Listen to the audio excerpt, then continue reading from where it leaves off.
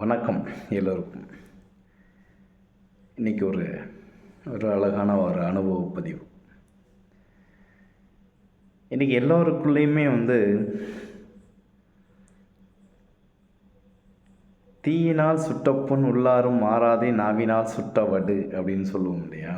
அந்த மாதிரி நம்மளுடைய வாழ்நாள் முழுக்க, வாழ்க்கை முழுக்க ஆறாத ரணமாகிய வடுக்களாக இருந்துவிடக் கூடாது. இந்த உலகத்தில் பிறந்த நாம் எல்லோருமே வடுக்களை தாண்டி இந்த உலகத்தில் அழியாத வரலாற்று சுவடுகளாக நம்மளுடைய வாழ்க்கை இருக்கணும்.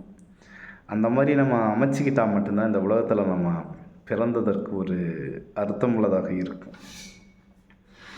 எப்போதும் அந்த எந்த கவிஞர்னு மறந்துட்டேன், ஆனால் அந்த செய்தி ரொம்ப முக்கியமானது. ஒரு கவிதை, கவலைகள் நம்மளுடைய கைக்குழந்தை அல்ல, தூக்கி கொண்டே திரிவதற்கு அப்படின்ட்டு ஒரு கவிதை அருமையாக சொல்லியிருப்பாங்க. எப்போவுமே வாழ்க்கை நிரந்தரம் இல்லை, ஆனால் நம்மளுடைய கவலைகள் மட்டும் ஏன் இன்னும் நிரந்தரமாகவே இருக்குது அப்படின்றதுக்கு தான் அந்த அர்த்தம். அது நம்ம சின்ன குழந்தை கை குழந்தையை தூக்கிட்டு தெரிகிற மாதிரி நம்மளும் வாழ்நாள் முழுக்க கவலைகளை தூக்கிட்டு அலையவே கூடாது அப்படின்றது தான் என்னுடைய ஆணித்தரமான ஒரு விஷயம். எதுவும் கடந்து போகும் அப்படின்ற ஒரு சமயத்தில் எப்போவுமே நம்ம இறுக்கத்தோடையும் மனக்கவலையோடையும் மன அழுத்தத்தோடையும் இருந்து என்ன பயன்? அப்படி இருந்தோம்னா வாழ்நாள் குறைவு அப்படின்னு சொல்கிறாங்க இல்லையா? இருக்கிறதுனால நிறைவாக கொண்டாடணும் அப்படின்னா மனம் முழுக்க வடுக்களை தாண்டி வரலாற்று சுவடுகளை பதிப்பதற்கான வேலையை நம்ம தொடங்குவோம்.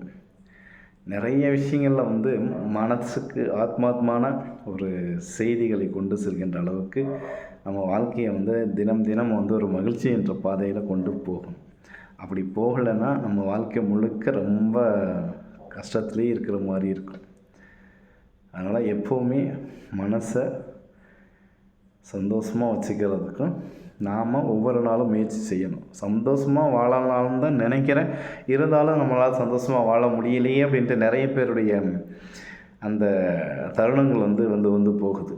அதனால் வாழ்க்கை என்பது வாழ்வதற்கு தான். அது மிகச்சிறந்த ஒரு வாழ்க்கையாகவும் அன்பு, பண்பு, பாசம், அரவணைப்பு, விட்டு கொடுக்கறது, இது எல்லாமே இந்த வாழ்க்கையில் நம்ம வச்சுக்கிட்டோம்னா ஒவ்வொரு நாளும் நமக்கு ஒரு அழகான ஒரு வாழ்க்கையாக தான் இருக்கும்.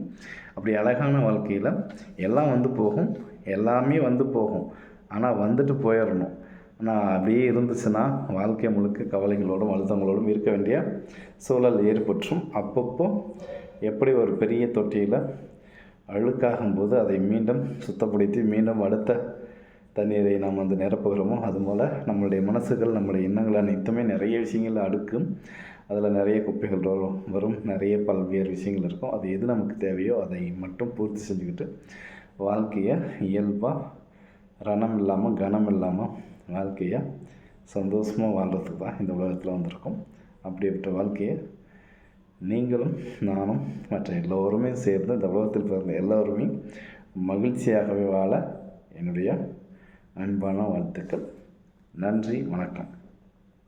பிடிச்சதான லைக் பண்ணுங்கள், ஷேர் பண்ணுங்கள், கமெண்ட் பண்ணுங்கள். மறக்காமல் நம்முடைய கரிகாலிக்கவி சேனலை சப்ஸ்கிரைப் பண்ணுங்கள். நன்றி, நல்லது, மகிழ்ச்சி, வாழ்த்துக்கள்.